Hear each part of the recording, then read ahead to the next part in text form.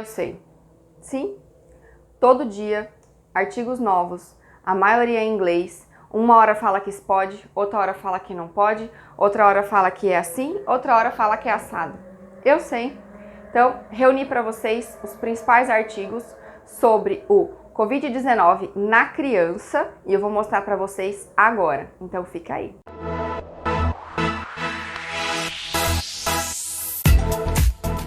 Vamos lá, a doença do momento, uma pandemia. Eu jamais, nos meus 30 anos de vida, imaginei passar por uma situação dessa. E eu acredito que você que tá aí atrás da telinha também. Tá todo mundo confuso, desesperado. Mas o desespero não vai levar a gente a lugar nenhum, tá bom, pessoal? Então vamos com calma, vamos fazer a nossa parte e vamos estudar. Porque quem se desespera são as pessoas que não têm conhecimento. Quem conhece e entende sobre o assunto se tranquiliza porque sabe o que fazer, ok? Atender doenças respiratórias todo mundo sabe. A nossa maior preocupação no coronavírus vai ser a questão da transmissão. Esse é o nosso maior cuidado. Mas todo mundo sabe atender doenças respiratórias, né? Não sabe? Então fica aí, calma aí que eu vou ensinar, tá? O Covid-19 é a doença, mas o vírus foi chamado de SARS-CoV-2 e foi descoberto em 2019 naquela província de Wuhan, na China, que é uma cidade que tem um mercado de animais vivos, de frutos do mar. Eles imaginam que esse coronavírus ele esteja relacionado a morcegos, mas não se sabe muito bem. Ele não é o primeiro coronavírus que causa doença em humanos. A gente tem mais duas epidemias anteriores que foram causadas por coronavírus, que é o SARS, que ficou como SARS-CoV-1 em 2002, que ficou mais restrita à China, e a gente tem o MERS, que é do Oriente Médio, em 2012, que também ficou mais restrita. Se você imaginar em 2002, o que era a China há 18 anos atrás e o que é hoje? Então, por conta da globalização, da facilidade do transporte, as disseminações dessas doenças acabam sendo mais rápidas, né? A gente tem casos confirmados no mundo inteiro, em todos os continentes, exceto na Antártica. Então, a disseminação dele foi muito rápida. Fizeram um trabalho na China com mais de 40 mil pessoas infectadas e eles observaram que a prevalência na criança foi muito pequena, tá? Então eu vou colar aqui, tá? Entre 0 e 9 anos, apenas 0,9% dos casos eram dessa faixa etária e de 10 a 19 anos, 1,2%. E nessa casuística inteira, de 44 mil pessoas na China, apenas uma criança de 13 anos foi a óbito, mas não foi divulgado se ela tinha alguma comorbidade, alguma outra coisa, tá? Então a gente já vê aí que a prevalência na criança é menor, muitas vezes a criança pode até estar infectada, mas como ela tem sintomas mais brandos, passa mais despercebido do que o adulto. Como que é transmitida, tá? A fonte de transmissão até o momento, eu estou gravando essa aula dia 1º de abril, é através de gotículas respiratórias de pessoas infectadas. Quando fala, quando tosse. Eles colocam que o SARS-CoV-2 tem um R0 de entre 1,5 e 3,4. O que é isso? Uma pessoa infectada, ela vai transmitir para uma pessoa e meia até 3,4 pessoas. A gente, só em questão de comparação, é bem parecido com o influenza, tá? Essa transmissibilidade, mas não é assim uma transmissão tão alta, por exemplo, quanto o sarampo, que uma pessoa com sarampo consegue infectar de 16 a 18 pessoas. A gente sabe que a maioria das crianças infectadas foi através de contato domiciliar, e esse mesmo estudo na China comprovou que 82% dos exames das infecções foram através de contato domiciliar. Relacionada ao período de incubação, foi visto que a média é de 5 dias, tá? Mas já foi observado pacientes que da transmissão até o início dos sintomas, o máximo foi em torno de 14 dias. Então, por isso que a gente tem essa questão da quarentena de pelo menos 2 semanas, porque tem relatos de pessoas com esse intervalo de 14 dias assintomático, tá? Mas infectado pelo vírus. Mas a média é em torno de 3 a 5 dias. Tá? Os assintomáticos, eles transmitem, mas transmitem em um percentual menor. Mas olha, eu achei em lugares diferentes. O Ministério da Saúde, principalmente, ele tem um manual de saúde básica que coloca, que é controverso, essa questão da transmissibilidade durante o período de incubação e os assintomáticos. Mas olhando artigos de especialistas, profissionais médicos, artigos, principalmente tem o manual da USP, tem o handbook chinês também, eles colocam que sim, os assintomáticos e no período de incubação transmitem, mas eles acreditam que seja com um percentual menor, porque como é através de gotículas, então a pessoa tem que estar tossindo, falando próximo, tá? Ou essa tosse e a fala contaminando o ambiente, então sabe-se que fomites contaminados podem transmitir, tá? A infecção e que esses vírus podem permanecer horas viáveis no ambiente, em superfícies contaminadas. Então, por isso que a higiene é o mais importante, ok? Então, o isolamento social associado a uma boa higiene é assim que a gente vai reduzir essa transmissibilidade. Então, lavar bem as mãos, se não tiver como lavar, usar álcool gel, não ficar botando a mão nos olhos, na boca, no nariz, limpar as superfícies, ok? Esse é o mais importante. Para nós, profissionais da saúde, a gente usa, eu vou falar para vocês no final da aula sobre os EPIs, mas o ideal é que as pessoas que sejam sintomáticas, que tenham sintomas, que use pelo menos máscara cirúrgica durante o convívio com outras pessoas, porque isso aí vai reduzir bastante a transmissibilidade. Foi observado também em um estudo com 5 crianças que ficaram infectadas pelo coronavírus com sintomas mais brandos e que tiveram SWAB positivo das das secreções respiratórias e que essas crianças permaneceram com SWAB anal positivo por até 30 dias do início da infecção. Então se sabe que a presença do vírus ali nas fezes persiste por mais tempo do que na via respiratória, mas ainda não foi comprovado se existe transmissão fecal-oral, como que isso vai se desenrolar, tá bom? Quais são os sintomas da infecção na criança? Os sintomas, em geral, eles são mais leves. Tem um estudo na China, tá? Com 2.143 crianças com sintomas de síndrome gripal, foi conseguido comprovar SARS-CoV-2 em 731 crianças e destas 731, 12,9% foram assintomáticas, 4,1% tiveram sintomas leves, 41% sintomas moderados e apenas 2,5% das crianças tiveram sintomas graves. Então a gente sabe que a criança tem os sintomas mais brandos, um prognóstico melhor, menor taxa de letalidade, tá bom? Mas isso não a impede de transmitir. Então, a gente, cuidador da criança, apesar de saber que para nós, como pediatras, vai ser a questão da gravidade é menor, a gente tem que orientar muito bem a questão da transmissibilidade, tá? E por essa incidência muito menor, pela criança ter mais sintomas leves e ser assintomática, acaba que também elas são menos testadas. Então, a gente não sabe até que ponto, quantas crianças estão infectadas. Então, a gente tem esse problema na questão da identificação nos sintomas mais leves. Mas por que a criança tem uma suscetibilidade menor a essa doença?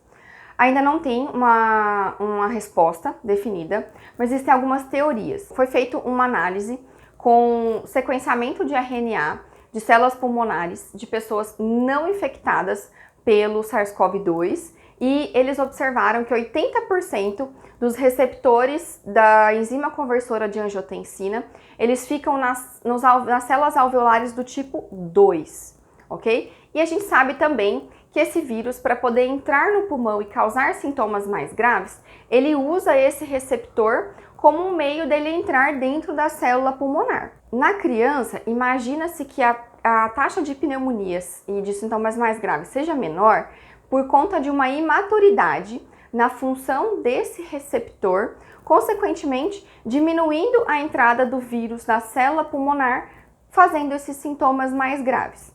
É uma das possibilidades. E outra possibilidade que foi aventada é que, como a criança ela pega mais infecções virais e produz imunidade para esses vírus, é como se a imunidade dela estivesse fresquinha ali para aquelas infecções. Então, imagina-se que possa haver uma reação cruzada à questão das células imunes de outros vírus com o SARS-CoV-2, tá bom? São teorias, mas a gente não tem confirmação ainda. Então, como que eu defino casos de Covid-19?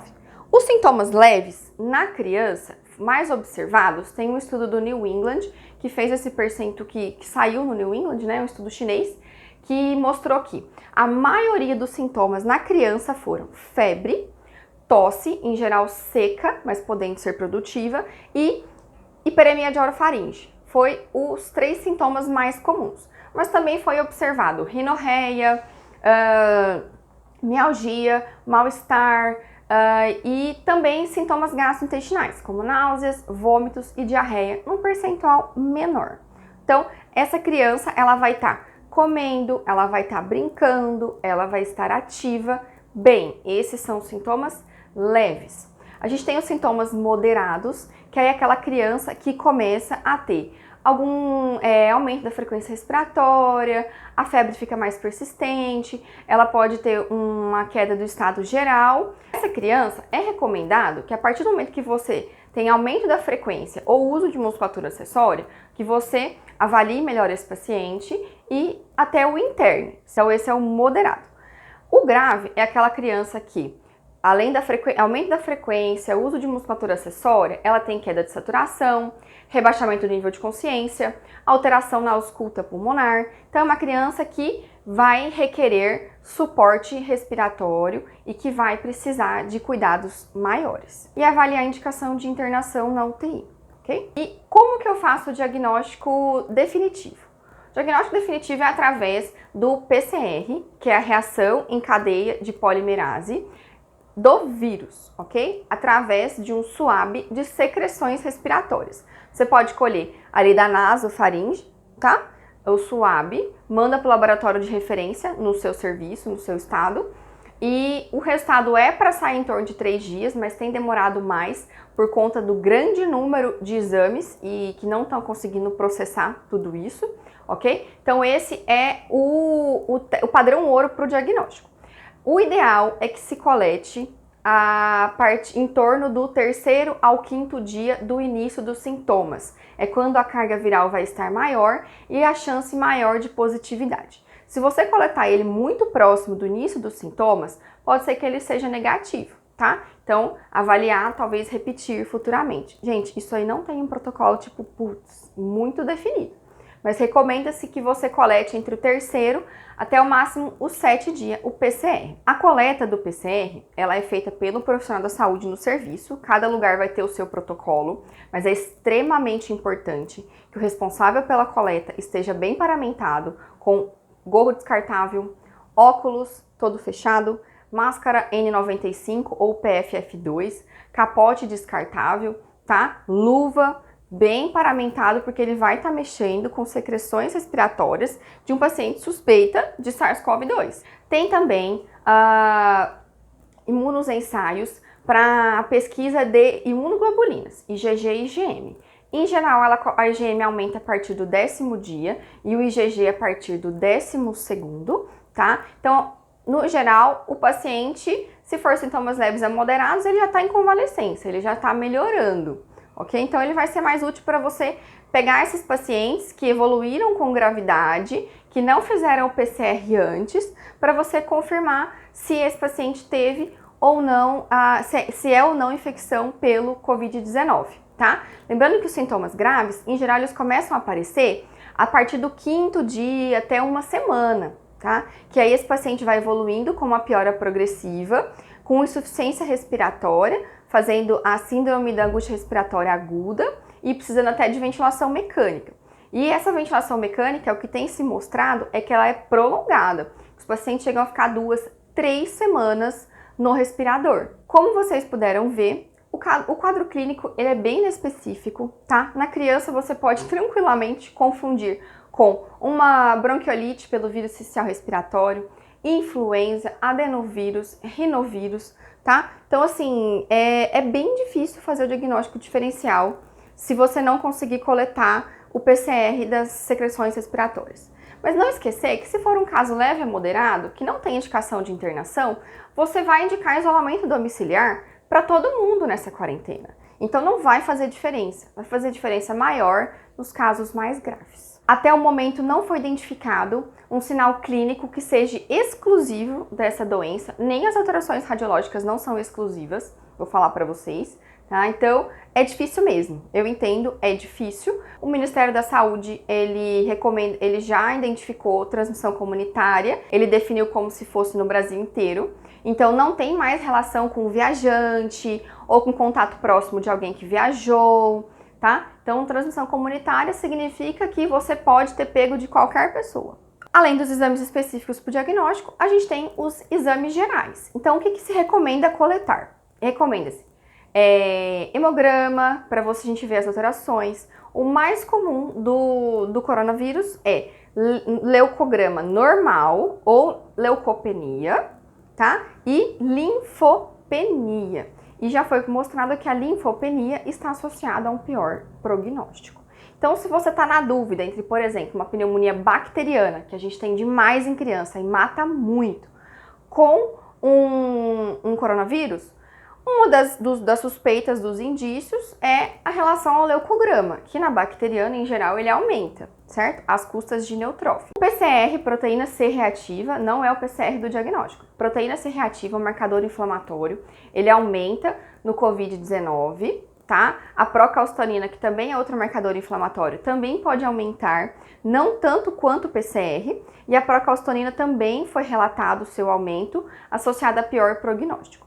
Vamos escolher também a função renal, os eletrólitos, transaminases, recomenda-se que colha CPK, enzimas musculares, coleta de LDH, D-dímero, nos pacientes que vão internar. CPK, LDH, D-dímero, eles foram associados também com pior prognóstico, tá bom? Pelo risco de lesão muscular, faz uma miosite e os pacientes mais graves foi observado coagulação intravascular disseminada, com risco de sangramentos e disfunção de múltiplos órgãos, ok? E se você tiver na dúvida também relacionado às infecções bacterianas, você pode coletar as culturas. Em relação à radiografia, recomenda-se nos pacientes moderados a grave, pelo menos um raio-x de tórax, que você vai ver mais infiltrado intersticial, ok? Ele não é um raio-x muito rico, que vai te ajudar muita coisa, mas pelo menos diferenciar de uma pneumonia bacteriana vai te ajudar, que em geral é mais perfil de broncopneumonia, pneumonia lobar, então é mais um infiltrado intersticial. Você pode confundir com outras pneumonias virais, que também manifesta dessa forma. Mas, pelo menos ajuda a diferenciar da bacteriana, que se você não der o antibiótico, essa criança vai evoluir com complicações e risco de morte. Tomografia de tórax. Está todo mundo desesperado, suspeita de Covid, internou, tomo de tórax. Não é assim. A gente sabe que uma tomo vale mais que a irradiação de 200 raios-x e a gente tem uma criança que vai viver essa vida toda, ok? E ela tem risco de fazer neoplasias na vida adulta pelo excesso de radiação. Então não é para fazer para todo mundo. Se chegar em franco-insuficiência respiratória, um paciente muito grave, ou se você internou e já tem 2, 3 dias e ele não melhora ou evoluiu com piora, você faz a tomo de tórax de alta resolução. O que foi observado é que na tomo a gente tem um padrão de vidro fosco. Sabe esses vidros de igreja? Em que ele tem essas granulações? Então é um vidro fosco. Então você vê áreas que são heterogêneas, principalmente ali subpleural, então logo ali abaixo da pleura, mais periférica e acometendo mais os lobos inferiores. Espessamento brônquico também, e no desenrolar da doença foi observado uma condensação pulmonar, um pulmão branco mesmo. Então você pega um vidro fosco que com o evoluir da doença tem risco de fazer uma hepatização do pulmão. Como que a gente vai tratar os pacientes com suspeita de Covid-19? Nos casos leves, vai ser sintomáticos. Dipirona, paracetamol e orientar a não usar anti-inflamatórios não hormonais, ok? Tem associação, foi visto alguns trabalhos mostrando piora nos pacientes que fizeram uso do ibuprofeno, né?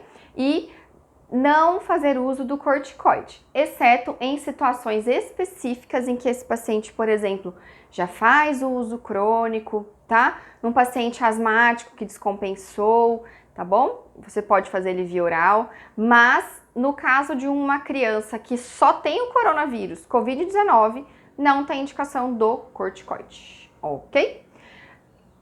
Repouso, ingesta adequada de líquidos, tá? E isolamento social é o mais importante, da criança e dos seus cuidadores, ok? Nada de criança ficar indo na casa do vovô e da vovó também, ok? Vamos cuidar dos nossos velhinhos. A gente sabe que as crianças é mais tranquilo, tem menos gravidade, menor mortalidade, mas elas são uma fonte de catarro, criança é catarro para tudo quanto é lado, e transmite também, ok?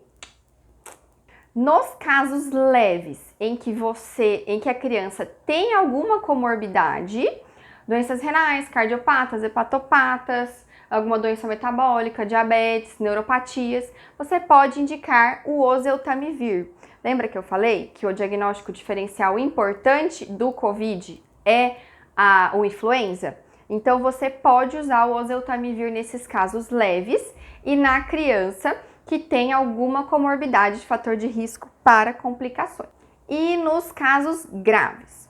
Então, assim, cada serviço, cada cidade vai ter o seu hospital referência de criança e de adulto para você transferir esse paciente, tá bom? Esse hospital tem que estar equipado, os médicos têm que estar bem paramentados. Eu vou mostrar para vocês sobre a paramentação. A parte respiratória do coronavírus, ela é uma parte respiratória como qualquer outra pneumonia viral. O que a gente, profissional da saúde, tem que saber é em relação à transmissibilidade. Então, cuidado com os EPIs, tá bom? Então, quem vai usar máscara N95 é o profissional da saúde que estiver atendendo essa criança e que tiver contato com secreções respiratórias. Então, é o médico que vai entubar, o físio que vai aspirar ou trabalhar esse paciente, tá? Se você for olhar, por exemplo, a orofaringe da criança, máscara N95, tem que estar com óculos também, tá bom? Bem protegido. Então, basicamente, são esses aqui, os EPIs, tá bom? Que vocês devem usar, certo? E, além de se paramentar adequadamente, tem que saber se desparamentar, retirar. Para o tratamento do paciente grave, é basicamente suporte clínico. Então, se o paciente chegou com uma saturação menor que 94%, você vai colocar um dispositivo de oxigênio nele. De preferência, uma cânula nasal de oxigênio, que na criança a gente usa até 4 litros, tá? Não melhorou, se o paciente continua com uma saturação menor que 94, ainda usa musculatura acessória, a gente vai aumentando a nossa fração inspirada de oxigênio. Máscara de Venturi não é recomendada, ela tem umas aberturas em que facilita a dispersão de aerosol e contaminação de outros profissionais da saúde, né, das pessoas que estão ali ao redor. Então a gente pode partir para a máscara não reinalante, que ela é mais segura na exalação, ok? E se ainda assim o seu paciente estiver desconfortável, você pode partir para ventilação não invasiva, ou com aquela máscara facial total, ou com o capacete, tá? E não esquecer que a sua ventilação não invasiva deve ser feita com dispositivos em que haja duas entradas, uma inspiratória e a outra exalatória.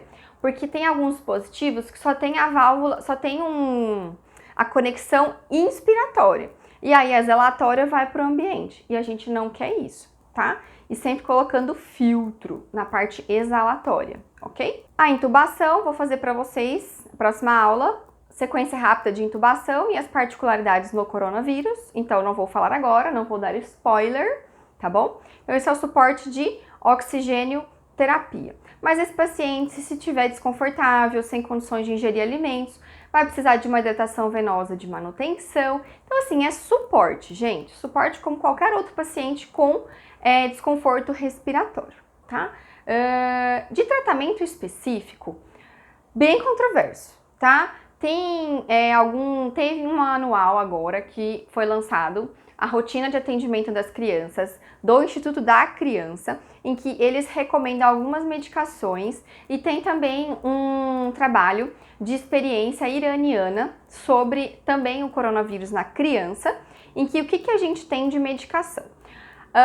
Azitromicina recomendada na dose no primeiro dia de 10 mg por quilo, tá? Dose única, via oral, tá bom? Você pode fazer EV se você tiver no seu serviço, tá? E do segundo ao quinto dia de tratamento, você faz 5 mg por quilo por dia, tá? Em uma única administração também. Lembra que eu falei que um agente etiológico importante, que também pode fazer uma tomografia muito parecida, é o micoplasma? Causador de pneumonia atípica em criança? Então, a gente usa a azitromicina, ok? Outro medicamento é o oseltamivir para o influenza, que as doses vão estar todas aqui, ok? Anotem, tira um printzinho aí das doses para vocês, tá?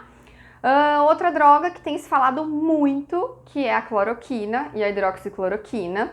A gente tem o uso dela na pediatria, recomendado somente por esse artigo iraniano que mostra a experiência deles, tá? Nessas doses aqui que você pode fazer. Demonstrou que a carga viral se reduziu com o uso dessas medicações, da hidroxicloroquina ou da cloroquina, tá? A dose que esse estudo evidenciou é a hidroxicloroquina, que ela é endovenosa. A dose recomendada é de 3 a 5 mg por quilo por dia, tá? Com um máximo de 400 mg.